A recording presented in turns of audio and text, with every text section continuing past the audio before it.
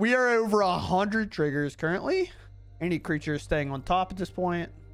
We just have to get through this combo. Hopefully arena won't time me out. Hello everyone and welcome back. Today we are going to be playing Orzhov Sacrifice with Raise the Pass. Kind of a card that if you've watched my channel for a while, we've been big advocate on Raise the Pass to cover it quickly. Return all creature cards with mana value 2 or less from our graveyard to the battlefield. Every creature we play fits that description, as you can tell. Everything from Nesting Bot over is a creature and they all are 2 mana or less. A lot of cards we already should know, and if we don't know, I'd much rather cover the new cards here, and we'll talk about the other ones later. But we have the Vermin, the Freebooter, and the Gorehound filling out 1 mana slots along with Nesting Bot, and Nesting Bot will be the first card we cover. This card is super cool. It does start the engine value, which is a little bit more important later, but this card is a 1/1 and it makes another servo, which is very nice when you're talking about Gorehound value. This enters, we get that surveil, it dies, we get that surveil again, which can work out very, very well for us, especially when it comes down to our first kind of new card we're going to talk about way more in detail. So if we do get to play like at Nesting Bot and set up, we get to use Glory's Pass. This is where kind of the start to your engine combo will work the best. If we sacrifice another creature, we surveil one. We can only activate once each turn, so we can do it on our turn, their turn, get multiple surveils. And where Nesting Bot is very nice there is we sacrifice it, surveil one, and then if we have this in play as well, we can just surveil an additional one, and that helps fuel our graveyard very, very quickly. Outside of that, this has the max speed, which is how our combo works.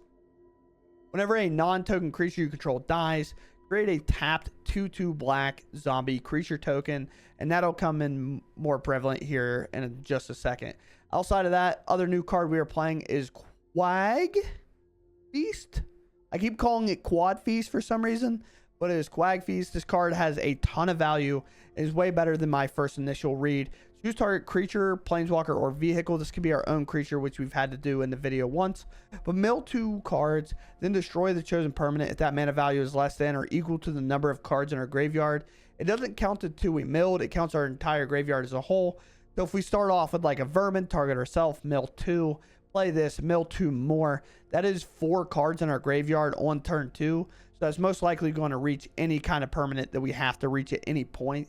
And it's just good because it also helps fuel our graveyard for kind of our Raise the Pass later. But here is the combo that we'll cover, and we'll kind of go over this and then get right into the video. We have Glory of the Past. The main purpose of remembering this card is that when one of our creatures dies, it is going to make a 2/2 zombie. Now, insert the combo piece. We have this guy. Don't know how to say his name. Not going to worry about it. It's the Sacrifice Vampire.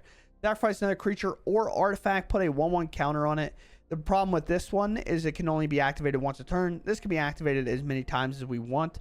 And sacrificing a Nesting Bot, make a 2/2. Vermin, make a 2/2. Freebooter, make a 2/2. Very, very good. Now what comes to happen is we now have drainers. Whenever we lose a creature, our opponent will lose 1 life. Whenever this creature or another creature controlled dies, target opponent loses 1 life, we gain 1 life. Whenever another creature you control dies, each opponent loses 1 life. So what we'll do is we'll Raise the Pass. We'll bring back, say, 10 creatures, counting this and the creature that we have to keep alive. So say this one. So say we can't sacrifice this, but we bring them back along with the other 8 creatures. That is 16 damage if we have one of these in play as well. So we're able to get up there very, very quickly. And if we have 2 drainers in, well, you double that, and then it moves on even higher. And something like a Nesting Bot makes a servo and a 2/2 zombie. So then that brings the damage even higher and higher. The main part of this deck that does fit a little bit better than the Esper version we have played in the past is this deck does not just lose to Screaming Nemesis, dealing the damage off of its ability, stopping us from life gaining, which the other deck is a requirement. If you can't gain life, you can't really win. You have to do it the hard way with combat damage. However, here, especially with this card, we can either drain them all the way, or we can make this into like a massive 30 whatever and then hit them for a ton. So if they gain a lot of life, we can still cover that distance if needed. So outside of that, we're going to go ahead and dive into the games. Hope you all enjoy them. A kind of big intro here. Obviously, as the new set drops, we're going to talk about the cards a bit more. But with that said, let's go game. Ooh, domain. So I'd love to play the Surveillant. I just don't know if it's going to be good enough. So or fast enough. So we're going to play a Hound. We're going to go right into the Glory's Past. we'll work on getting... Oh, nice hit. I mean, there is just very good cards that they can cast to get them there. Okay. Very cool, I guess. I mean, they're almost all but certainly guaranteed to hit, right? We'll do speed here. And because the way the speed works, starter engine puts it on 1, and then if you actually do the damage, it will then happen post that. It might as well accept all these, to be honest. I don't know why you wouldn't. And there's a land, the hardest one to hit. Creature, land. Okay, so thankfully they're not online. But if they have a breakout, we're just pretty much screwed, I think.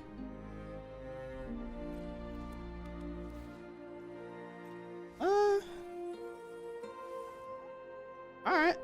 They hit all the same types. Whenever one or more artifact and our creatures you leave the battlefield, you gain 1 life. This mills 4. You may put an artifact, creature, or land card from the mill cards on their hand. Sure. Sure. Do we want to surveil? No, I think we can just wait here. We just get such good blockers if we kind of just hold. And I think it's just going to have to be body one of those. But the problem is that'll add artifact, and then that allows them to actually attack me. So let's play the vermin here. Could hit a blood gas or something, so we definitely want to go for it.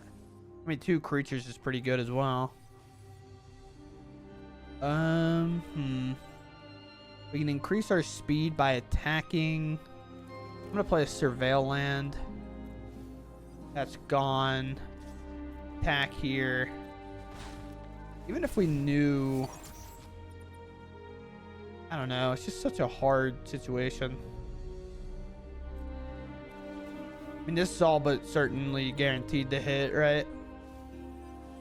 1, 2, and there's the enchant, or no, it's a sorcery and planeswalker. There's definitely plenty of types. Now there's an Inti, so trample is possible. We just have to interact with the one that doesn't have trample. I think we have to block with this as well.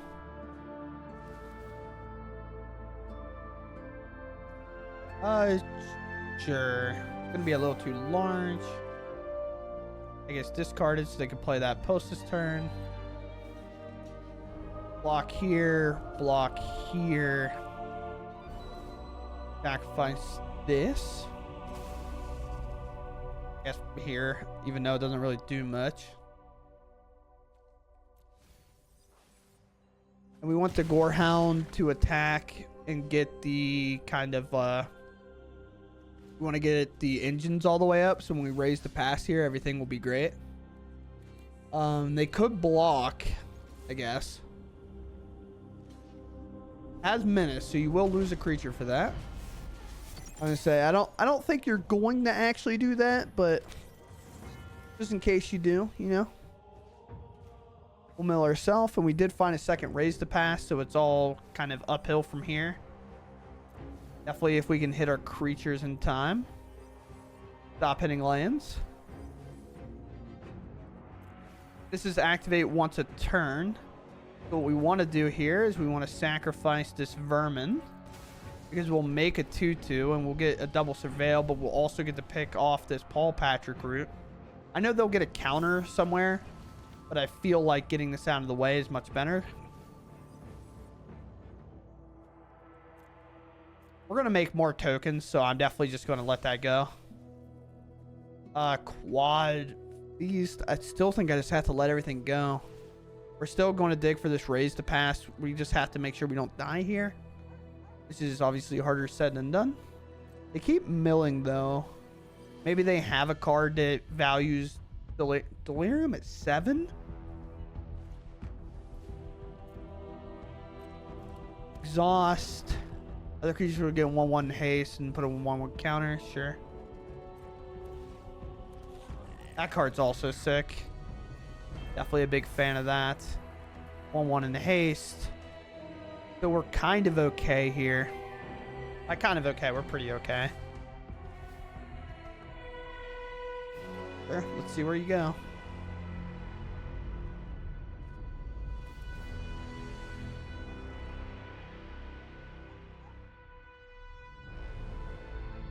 this gonna go? There? Sure.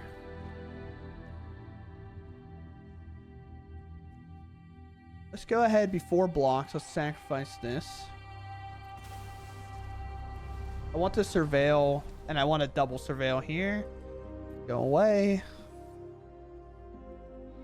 We're about to surveil a bit more as well, so might as well just let everything go that we can. Vermin, gone. This gets to come back, I guess. So block here. Maybe there's an Inti in hand. That is kind of a problem, I guess. So we block like this. We just take the 4 from the Trampler. Inti's now gone. These are all in the graveyard. And as long as we have like a drainer, we should be fine. And yeah, we have a couple of things that whenever a creature dies, we're good. So, barring any huge mistake, plus the massive attack I actually have this turn. Take this action, do a surveil, put a thing in the bin, move to combat, attack. So the kind of bringing everything back and making a ton of tutus is very, very good for us, obviously. But we'll do Raise the Pass now. You'll see a ton of creatures enter the battlefield. Legendary rule, legendary rule, legendary rule. Vermin. I think we can just target ourselves. I think we're fine. We're going to see a lot of zombies enter. We're going to get a lot of triggers. We're going up to 59 now. I'm going to go ahead and leave. I'm pretty sure this game's just over. Obviously, we have to get through kind of everything on the stack first. So this is kind of the first time I've resolved it on the channel, so I will go over it very quickly. So all these will happen. All the deaths will happen. Whenever a creature dies, this will deal with damage, right? So we have that. We have whatever, mill, couple cards. Gain a lot of life. Do all the surveils, which will just keep whatever cards on top. Which is all kind of familiar, right? We've already done this before. We know what that's doing. But what is happening is we have this card, which can do it over and over again. And we can sacrifice this creature, for example. And because we have this in play, they'll take a damage. And that'll just happen over and over and over again. So we get to deal 1, 2, 3, 4, 5, 6. This will make more zombies, by the way. So we get to do 4, 5, 6, 7, 8, 9, 10, 11, 12, 13, 14, 15, 16, 17, 18, 19, 20, 21. So we're well over 20. But there is another creature in our deck that also does the same thing as this Pilgrim. That is we just didn't hit one. But there is a card that does technically the same thing. We might even surveil to it. But outside of that, we have multiple things that drain when creatures leave. And then we get to kind of fill up our board with even more zombies. So every creature is 2 damage, and then the zombies obviously deal more. So very cool. Very cool. We'll move on. You have enough sack outlets? Think so. We'll keep. Ooh, the game is running flawlessly, I'll tell you that much. I can't even move cards in my hand. What is happening? Let me move my kids. Please. Please, bro. Let me move my cards.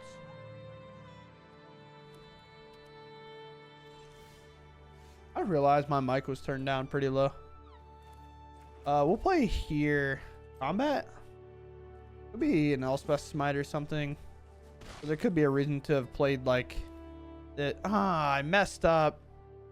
I should have started the engine. It's kind of a mechanic. The thing I'm gonna have to get used to. Mechanic's weird. Weird's like even an understatement, to be honest. Do I want to surveil here?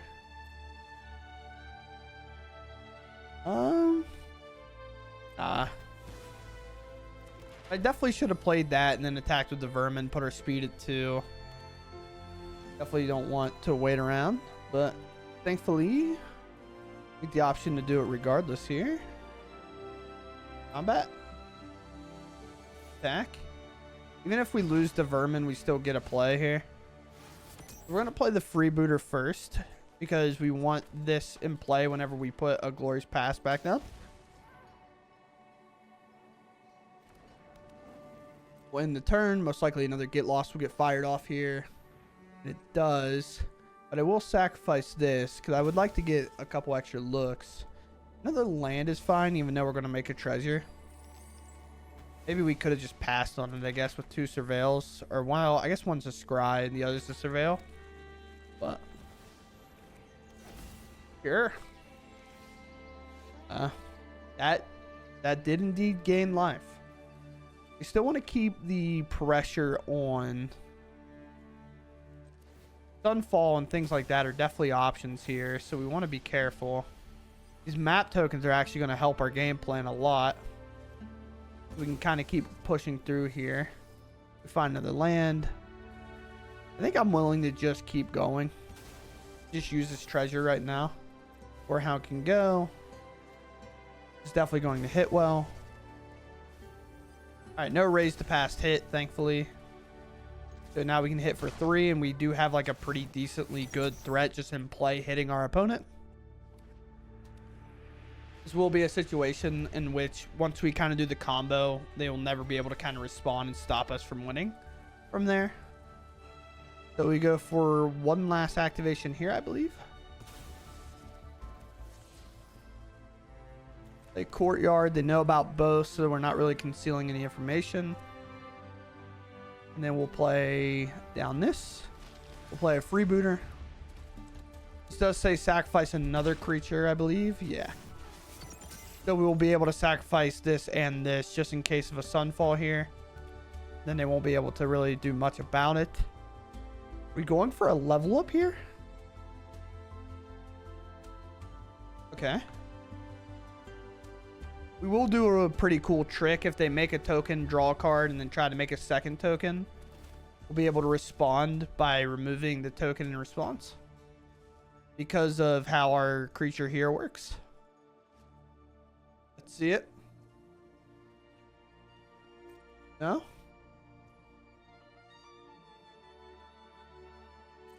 Go to my turn. It's actually a pretty good hit. That means we can put a lot of pressure on.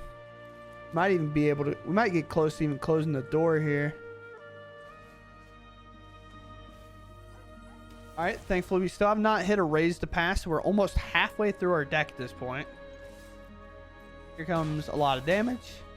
And then we play our last creature here. Again, we have the perfect means to play around a sunfall, so it doesn't necessarily matter even if they do sunfall here.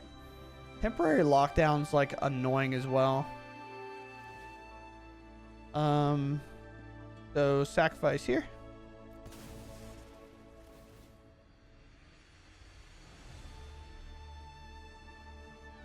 Or hound to the bottom. We're obviously on just like raise to pass right now. Here.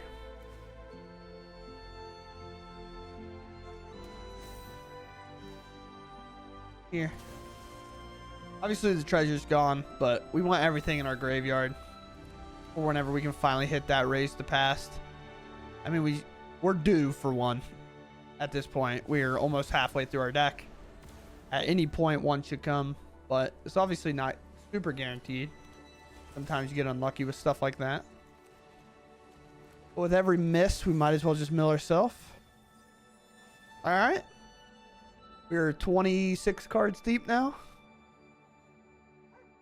At some point, you have to think we will find our copy of Raise to Pass before we lose the game.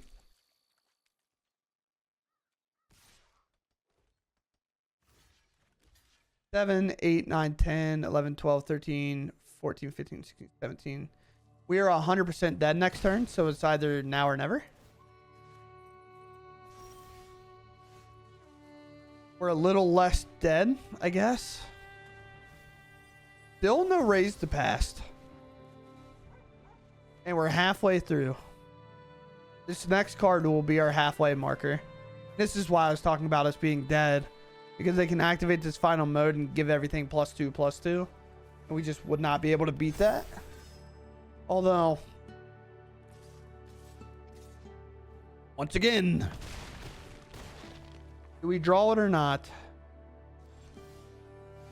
Well, there's just not a whole lot we can do about that if we just don't draw the card, right?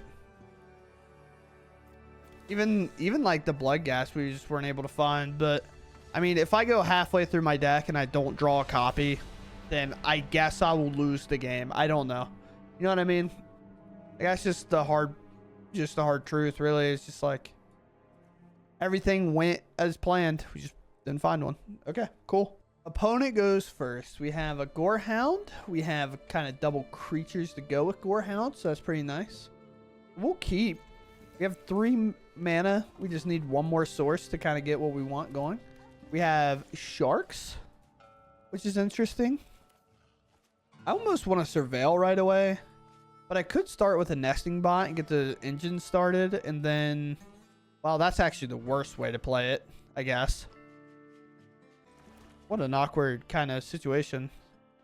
Well, I'm gonna lead off with the Gorehound, because starting your engines doesn't technically matter the more I've kind of played with it already, until the same turn you can attack. So like here, I much rather play the Nesting Bot and attack, although they could have a draw discard effect, which would be interesting, of course. So we're gonna go for the Vermin first. We could always hit another Bloodghast, so we always want to kind of cycle through these abilities first. 3 creatures in that bin already, so that's pretty good news. Playing Nesting Bot, we get the engine started. I'll put another kind of graveyard piece in, and I'll attack. If they want to block, sure. If not, I'll get the engines cooking. Weird terminology. A sacrificed creature, honestly, probably would have been good to keep on top, because we'd have been able to sacrifice the Vermin and destroyed one of these, which would be great. Is it 1 counter? It is. Okay. I will double block here. So we'll block like this, and the Vermin will be able to take one of these out. So that's obviously good news for us. An interesting deck, a very cool deck so far. Very, very sick style deck. Now I could go for Quad Feast. I could go for Vermin, but I want to play my Surveil land here. Just get the other Surveil land in the bin. And honestly, I'm not entirely sold that this is super worth removing right now in comparison to what something else in the future could be. I'm just going to play this Vermin. I'm going to mill over. From last game that I just talked about, I don't remember the order I'm going to stack them, but this is the other creature. I guess I'm going to cover that in the intro, so you'll probably know. There's a Kiora, which is obviously a way better target for this.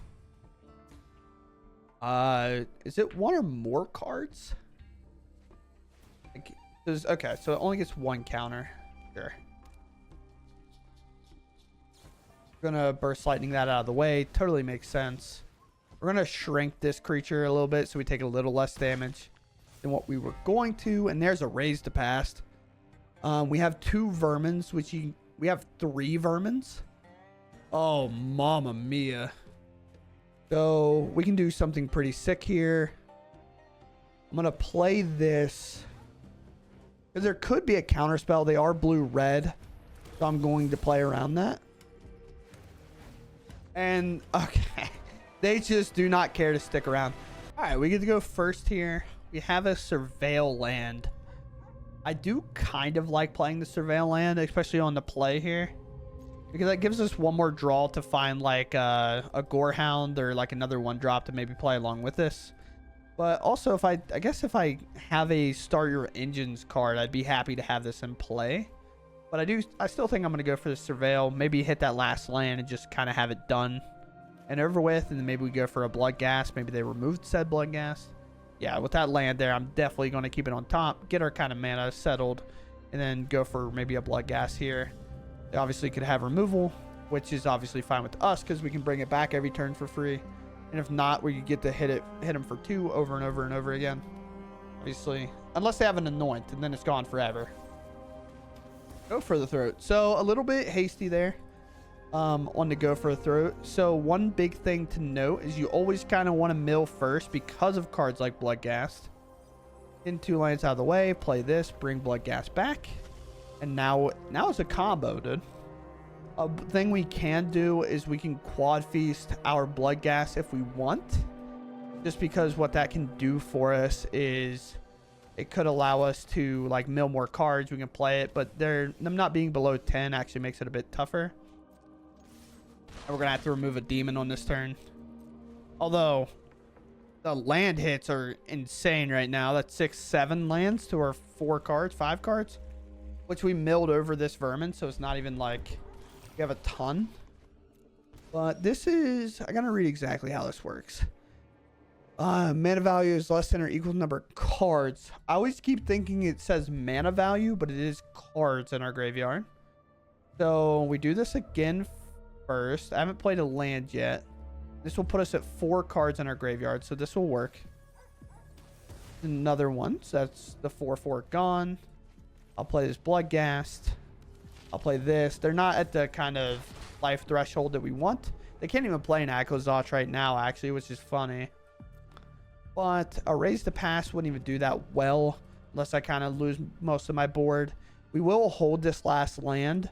For one, Liliana the Veil is obviously a good card. The Bloodghast actually can't even block here, which sucks. So we'll see what happens. Go for the third on Bloodghast. They'll lose 2 here. Down to 12. A Nesting Bond is actually pretty huge. I might even just go for it here, to be honest. Like, just play a Raise to Pass and just have a value one. I do have a Gorehound and a couple of things to go along with it. We'll attack. We'll try to get him below 10 here. Get blocked there. Because if they play a Bloodletter and remove my Nesting Bot, I guess there's another token made. So they would have to have land, anoint, Bloodletter in order to do it all, right? So I guess then Liliana's possible. I'm going to go ahead and hit the Raise to Pass here, I think. I am a little afraid of Liliana here. 2 kind of things milled over. Gorehound gone. Oh boy. That's kind of hard to pass up, but I think I just have to. Now this one is definitely maybe a little bit more keepable here. Yeah, I'll keep that on top. We'll hold this land. Because now if we can get them to the point that we can turn this online, we'll be pretty good. There's a Bloodletter. So we knew what was coming up. Gnawing Vermin and just the Nesting Bot will be enough. Obviously, we'll let this go. Not really a whole lot of reason to hold it here. Now we can double block like this. And then the Vermin will be able to put a negative counter on the Slasher, kind of shut it down for a while. The main problem is obviously going to be this Flyer. Now that's gone, which is great. And now their life total is higher here, so that obviously sucks. Combat like this. Guarantee kind of the triggers. Bloodghast most likely will get blocked here. Speed goes up, which is great. Play land. Bloodghast. Surveil. Rebooter goes. Enter, Surveil. Land goes. Play a Glorious Past. Sacrifice a Bloodghast. Get another Surveil here. Nesting Bot goes. Now we get one more kind of look. We're looking at taking like 4 damage here. Another Bloodletter puts us to 8 damage. And then they gain life. Yeah. It's going to be a tough game for here on out. I don't know exactly how we're going to get it done. Oh, wait, we're just dead? That's 2, 4, 8. Yeah, we're just dead. We just lose. Crazy game. Unless this is enough to stop us from losing, I guess.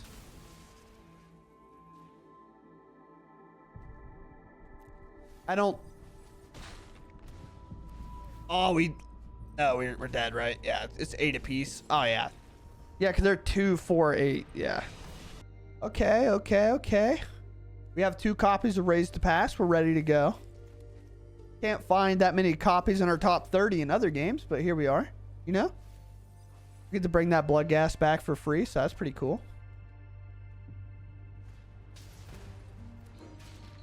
Okay, interesting. We don't have a way to mill here, so that's fine. We get to bring this back. We get to play the Freebooter. Then we get to play a Nesting Bot, which is pretty sick. And then we can go for a Vengeful Blood Witch. Once this dies, we'll make our little treasure. Definitely an aggro deck. You see a flail like this, like there's not really a whole lot more it could be. Equip cost is 1. Okay. One on both sides. There's probably no way they're crafting. Let's see it, boss. Sure. I will 100% trade that off. No questions asked. No problemo. No issues. No nothing. I guess here, honestly, I'm probably just better off removing this thing because this will mill over 2 cards. Get it out of our way, right? Place land. Just attack.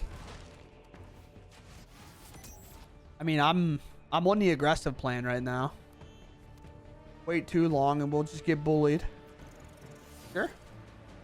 Equip the flail. Oh, what a card for them to miss out on. I'm pretty pumped about that myself. Gnawing Vermin. Pretty sick pickup here. We want to block with the freebooter more than anything because we need that treasure right now. So we're just going to do this. It's only got 2, so I guess I can just attack like this.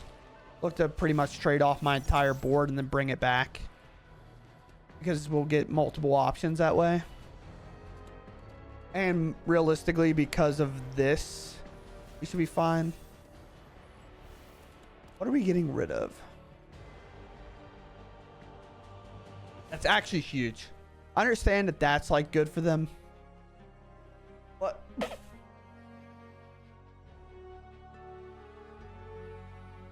I don't know, man. Something about commentating. I just can't get through it.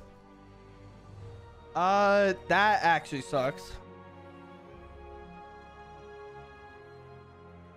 Because obviously we'd love for things to happen kind of the other way.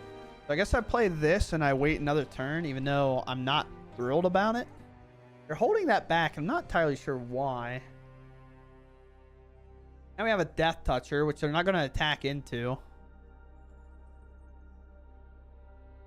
Which is like both a positive and a negative, because then the Raised Pass is always going to be good. Or they might use another removal spell on the Pilgrim. All we really want here is for a freebooter to die. That's all we actually want. We just want this freebooter to go. Hopefully this prowess and life gain will give them some ambition. Now there's probably double strike, I would assume. It could give it trample. They go for double strike. Which, like we said, we want everything to die here because we're going to get everything back. With double strike, they're not going to really be able to assign it anyway. Most players aren't going to over-assign damage to any one creature. Okay. I will take that. That means we're pretty well off. And now... Raised Pass is in a weird spot. I don't have the right sacrifice guy in there. I don't have one in there at all, actually, I guess. So... I guess combat here. Without a Monstrous Rage, we're pretty well set up. Obviously, we're going to target ourselves to mill. Casting bot gone. Pretty big chunks of life to be gained. Land. Yeah, now even another Raised Pass I'm not stopping for. Yeah, if we just stop for that Raised Pass, we can already see that we'd be way worse off. Considering it was Raised Pass, land, one creature, another land. It's just way too bad. Alright, we don't double strike here again. Force Charm can give double strike. Now this can do trample. Go for trample. Go for prowess. It's going to target. Just going way over the number. But we know the rule here. I'm not even messing around. I'm putting maximum life total in front of this.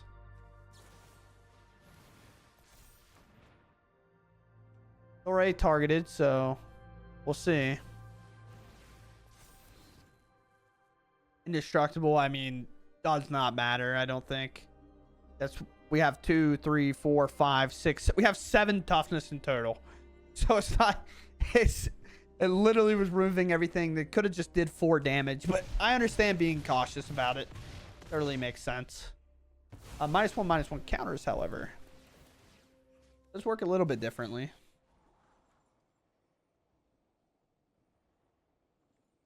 I will keep a Gorehound on top, weirdly enough. Because we can play Gorehound and then raise the past again, which will give us a ton more looks. Now, the only problem here is we kind of have to keep any other raise the past around. So we play this. Go to combat. We attack here. I know, very dangerous attack from me. It's crazy. Raise the past again. We'll mill ourselves. All right, there's a pretty good creature in there that can help cause a lot of problems now that speeds up to 4. We hope to not see a raise the past for as long as we can. Because we'll basically just have to keep it. All right, we have 2 sacrificers in there now. And they have one of our drainers. So that is a problem, kind of. Unless we hit another one, of course. Or we don't find another copy of Raise the Past. That's also a problem. Considering we're now down to 18 cards and there's 2 more copies in there, I believe. No, there's actually only 1 copy left. Never mind. Yeah, I mean, this is kind of a last stand situation. That sucks. What does that bring out? What? Okay. That's got flying. Okay. Do I only have 1 vermin? I do. I brought back more that time, but 1, 2, 3. Have to make sure there's not more. This is honestly why I like making some cards borderless, so it's very easy for me to look in here and check. Like, that's kind of hard to tell. Like, sometimes I can obviously miss that. So this is definitely double strike. They have a Helix. Is this another all-out block on that? Almost feels like it has to be. How much can I block? I have to have 3 left over. So 1, 2, 3, 4, 5, 6, 7, 8, 9, 10. And they can Helix 1, and that'll go up to 7. So I'll have 2 left. This is fully prowess.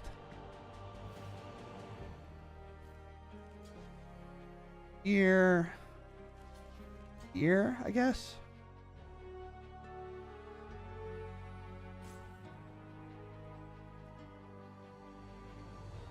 I think that's fine. I want the 2 scries. We just have to hope for a raise to pass within something there. And did I mill over all of these? I don't know. No, I have 1 more of them. Yeah, I have 1 more. Which can also kind of do the trick. Not really do the trick, but it can kind of do the trick. Vermin to the bottom. I mean, we're already a little past that at this point, but sure. Why am I getting timed? Probably because that took forever, but that's, you know, besides the point. All right. One of these. This is good, but not what we want. We'd take the other one right now, but considering we literally have like an I win the game button as soon as this kind of happens, like, I'm pretty fine. I guess I should hold both of these back, right? Never blocking here. These have menace, and they're probably not blocking anytime soon. Even a Monstrous Rage Double Striker is still got a lot of reach it has to go. But this flyer getting Double Strike is going to be pretty tough considering it's just free. Here's Screaming Nemesis. Hopefully they don't have a burn spell. Smile. See, I would be targeting the flyer here, I think. Oh, I guess it doesn't matter. This is Shelter by Ghost. We're already in combat, so that doesn't matter too much. But yeah, Screaming Nemesis is the scariest card, but we don't need a ton of life. I'm not, to be entirely honest, outside the one creature, I'm not even entirely sold how we got there. All right, so they're holding back to block this and take away some stuff. They gave Trample here. They might have another Boros Charm to give Indestructible. There's only one Shelter by Ghost on here, so as long as this makes contact, I can have the Vermin target and pay the cost. I have 6 mana. Okay, so Indestructible. No, Double Strike. Okay. I was like, Indestructible, that's a huge mistake. But it's not, so they're fine. Because of Double Strike, we can target here, and that'll deal like less damage, I guess. We're looking for multiple Gorehound triggers here to find that exact card. All right. I have no idea if this is going to be enough for lethal. It should be. I have multiple drainers in there, I believe. All the way at 40. Can we do it? If not, I'm going to have to pay the ward cost twice, which I can do technically. Ready to pass. I'll keep this one, and I'll keep this one. Obviously, can't really target ourselves much more with this mill. We have to target them. Oh boy. We are over 100 triggers currently. Any creature is staying on top at this point. We just have to get through this combo. Hopefully Arena won't time me out. This is where like having the kind of MTGO stuff of being able to like stop this. Although I guess the first things I can sack are these Gorehounds. Oh, 2 monster strategies? Okay.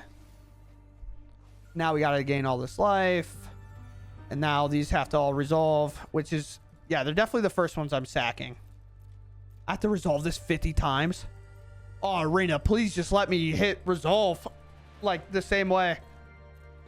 Is spacebar faster? Spacebar is faster. I just have to be careful because if I'm not, I'll accidentally pass through.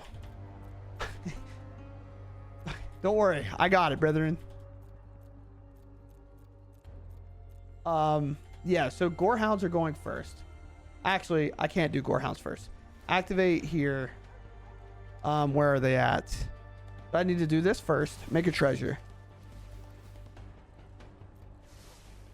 They'll get drained. We know this is a win, by the way, but I don't know if Arena will actually let me get there. So now we sacrifice this Vermin.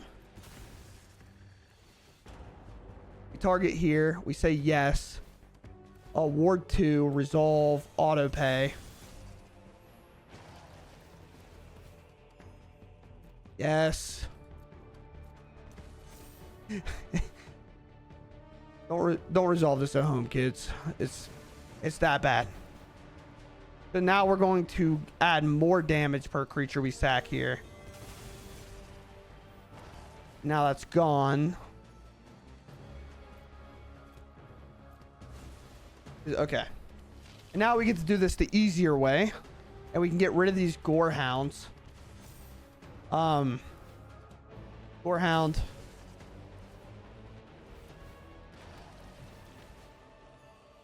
Yes. Gorehound. Gorehound, Gorehound, Gorehound. And as you can see, it's already quickening up our triggers here. We have well over the allotted amount that we need. With just the zombies alone, every single creature is 2 damage. Whether they realize that or not. So that 9 down there is 18. Which, even if the timeouts start with 2 timeouts, we definitely have plenty of time here. 2. It's just whether or not they want to stick around at this point. I guess it doesn't even matter in terms of order. I'm just going to start clicking the first thing. That's not like a freebooter, I guess. This freebooter is going to make me scry, make a treasure. So it's going to cause more triggers to happen. So we're just getting through it, team. The other cool part here is, if you weren't aware, another good thing that we get if we do have a land drop to make in a spot like this. We can sacrifice all these Bloodghast, and then we get to have the Bloodghast do all the fun stuff. Now they have haste, so even like combat damage will get us done here, even if we had to go ahead and skip ahead to combat. But yeah, now our opponent said, oh wait, no, they do have lethal, considering they have 400 more creatures in play. But yeah, I mean, that's a long combo. Definitely a lot longer than Raise the Pass, Raise the Pass combo. A lot longer than the life gain combo, because, you know, the Arena's client kind of does that for you. I do think this one definitely has, like, the legs in a lot of spots to do a lot more crazy stuff. As if we honestly had more cards like Vermin, maybe we do. Maybe we just have to look at it and do whatever, where we can kind of sacrifice that creature to get something. I don't necessarily like playing a lot of the spells that sacrifice our creature to get value, just because I think it's a bit redundant when you're milling over. Not redundant, I guess is the wrong word. But when you're milling cards over, it feels like bad to hit multiple like sorceries or artifacts that get no value when we try to Raise the Past. Whereas like using this removal spell, at least it kind of mills us, but we also get a ton of value by doing that. But yeah, very cool. We'll come away with the win. Very sick. Okay, here we are. I had my mic muted halfway through my first outro, so we're going to talk about it here. And I kind of got it divided outside of, I guess that's a new card as well that I didn't really cover. But other than that, we kind of like this deck a lot. Do I think if you're wanting to go all out combo, Esper might still be a little bit better? Yes, but I do think cards are fighting for their way in. Now, a card that might not necessarily go in there and you might want to play something else is like Nesting Bot is this weird card that I was kind of undervaluing. Like I was kind of like, why would I play that? I think like there's some other creatures that are a bit better, maybe a bit worse. I'm not entirely sure. But having kind of a free blocker that replaces itself, and whenever you kind of get a small creature like that that's replacing itself with a Gorehound in play, I think over time that value is just showing itself more and more and more, especially whenever we had something like this in play where we have the Glorious Past. We're able to sacrifice this Nesting Bot, get a Surveil from this, make a creature, and get a Surveil from this, and that was just helping fuel our graveyard over and over again. Whereas I thought the biggest problem and why I added blue to my Raise the Past decks and why I liked blue more was because we got a lot more mill going. We got a lot more action getting cards into our graveyard quickly. And then we're able to kind of Raise the Past that allows you to keep up with aggro. But here, I played aggro multiple times and like we just had to fight a huge Sheltered by Ghost creature that we couldn't really do anything with. And we somehow had enough mana to sacrifice 2 Vermins to remove it to get our kind of Vengeful Blood Witch back and then sack everything down. And the other thing that we didn't have to worry about was there was a Screaming Nemesis in play. So even if we would have lost kind of like the life gain part, for example, say they Burst Lightning it, they deal damage, we didn't just lose the game that way. Whereas like now we kind of have these, and these can be activated at instant speed, at least this one can. Because they can be activated at instant speed. This can be activated more than once, where this one cannot. But this one is kind of required to make that zombie over and over again to allow this to keep going off. Now, one of the kind of downsides is we don't want to play too many of these because they're just bad overall as creatures. This one a little bit better than this one, but this is legendary. So like playing 4 of these and 1 of these doesn't necessarily make a ton of sense, because then, you know, without having 2, it's a little bit tough. But this does gain life off the creature dying. This one doesn't gain any life off them dying. It does gain life off them entering. So it's a little bit weird. Do we maybe go to 2 and 3? I'm not entirely sure. I do like the fact that my creatures ETBing do a lot more. But the final note more than anything, and a card I think we're most likely going to see a ton more of, is this Feast card here. This card I think is going to go into Reanimator decks. I think it's going to go in these type of decks. Obviously, this is a Reanimator deck, but I'm more referring to like the Zombify decks and so on, along with Bitter Triumph, I believe, the one that discards in addition to casting. Because just being able to mill over 2 cards and then blow up a thing. I kept reading this wrong, so I thought this card was way worse at the beginning of reading it. We can blow up a creature, planeswalker, or vehicle, mill 2 cards, then destroy the chosen permanent if its mana value is less than or equal to the number of cards in your graveyard. I read that is if the mana value is the same as the 2 cards you milled. Not the same, but like less than or the same. Or the 2 cards milled. If that mana combination combined was greater than or equal to the card you were targeting. So if we targeted, for example, a Bloodghast with it, if we milled over a 1-drop in a land, it wouldn't remove it. It's how I read the card initially, because, you know, Magic players were great at reading, as you could tell.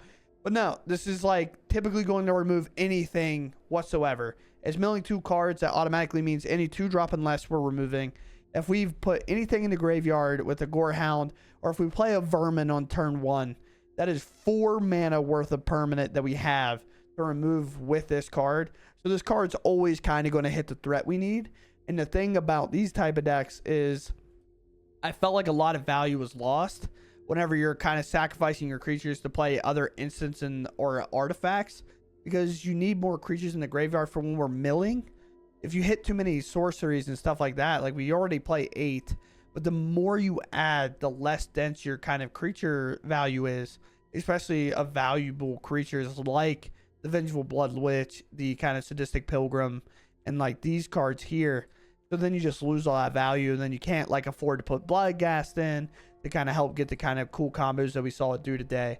But outside of that, as you can tell, my voice is still bad. I don't know why. I can't get over the last little bit of my voice, and I keep like, it just sucks. I don't know. But with that said, I hope you all enjoyed regardless, and I'll catch you in the next one. Thanks for watching, and goodbye.